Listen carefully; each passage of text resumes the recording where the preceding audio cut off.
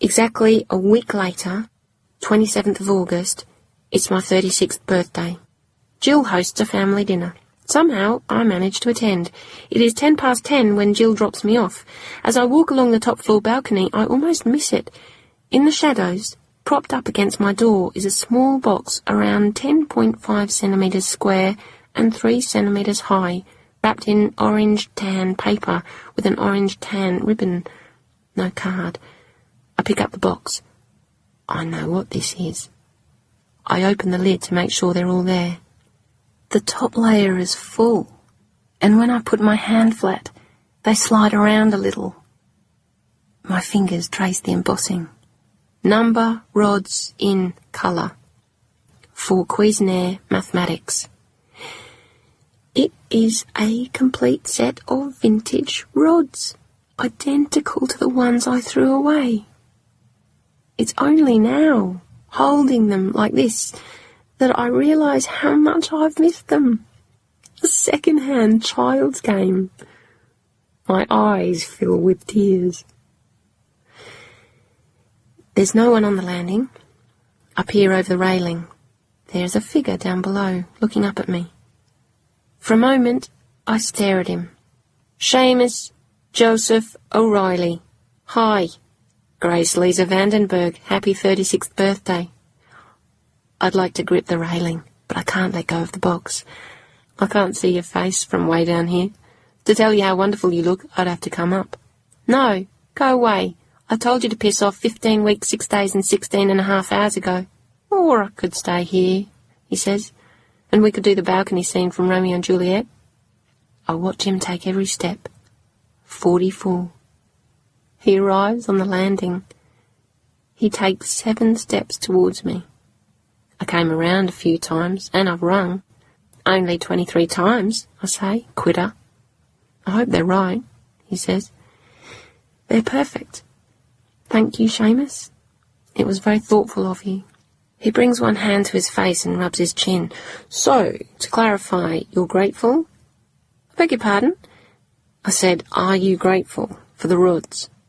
I don't recall anyone ever asking me that before. It takes a while to find a response. I suppose, yes.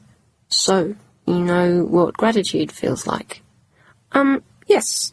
My parents fed and clothed me. I'm 36 now. That's a lot of birthday presents. I've actually been grateful before. He nods. And I know you know what guilt feels like. This is stupid. I'm cold. I could just say goodnight. Yes, Seamus, yes, I know what guilt feels like. And you know what it feels like to try to be someone you're not. Yep, lots of experience at that, considering doing my PhD and trying to be someone you're not. He takes 2 steps towards me. He holds onto my arms. I can feel his hands warm through the fabric of my dress. So we've established that you know what gratitude, guilt and pretending feel like. He's so close to me now. What do you want, Seamus? I don't want any confusion about what happens from here. Those beautiful eyes. Slowly, he lowers his head and he kisses me. A soft kiss. I'd forgotten how this meeting of lips liquefies my bones. I need to tell you. Therapy. I dropped out. Stopped the medication, the counselling, everything. I know, Grace. I spoke with Francine. Don't change the subject. What was the subject again? Was there any gratitude, guilt or pretending in that kiss? I realise I'm gripping his shirt. I'm not 100% sure. Can you do it again? When he stops kissing me, my lips chase his. I open my eyes. Well, he's frowning, staring. Let me see. No.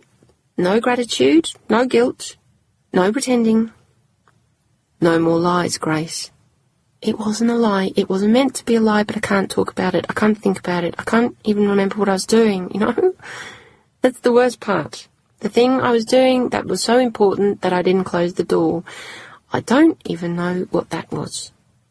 It's okay, Grace. It's okay. He holds me for a long time without speaking. A lot of it was my fault. I'm sorry, Grace. I just wanted you to be happy.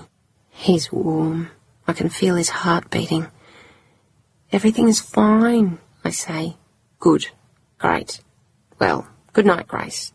Before I know it, he's on the stairs. What? Just where do you think you're going? He turns. I'm going home now. Good night. I stomp towards him. Maybe 5 or 6 steps. I lose count. Listen to me, banana boy. You can't just kiss me like that and then say good night. I think part of the problem last time was that we started off a bit fast. I think it scared you. This time, we're going to take it easy. Really get to know each other. No rush. In a week or so I'll ring you, and then we'll have coffee. Then in a few months we'll hold hands. No rush. That must be the single most stupid idea I've ever heard in my life. He laughs. I'm just trying to do the right thing. The right thing, eh? So, in a week or so you'll ring me? His shirt is tucked into his jeans. I yank it out. He doesn't move. Yes. And then maybe we'll have coffee? His shirt has 6 buttons. Pearl-coloured plastic. I undo the bottom one. That's what I said. Then we work our way up to holding hands. In a few months, if we feel like we're ready, I undo another button. My fingers brush the warm skin of his stomach. He gulps. No rush. And button 3. After that, button 4. After we hold hands, button 5. Grace. Grace, it's freezing. I can fix that. Button 6. Come inside. Most people miss their whole lives, you know. Listen, life isn't when you're standing on top of a mountain looking at the sunset. Life isn't waiting at the altar, or the moment your child is born, or that time you were swimming in deep water and a dolphin came up alongside you. These are fragments. 10 or 12 grains of sand spread throughout your entire existence. These are not life. Life is brushing your teeth, or making a sandwich, or watching the news, or waiting for the bus, or walking. Every day, thousands of tiny events happen, and if you're not watching, if you're not careful, if you don't capture them and make them count, you could miss it. You could miss your whole life.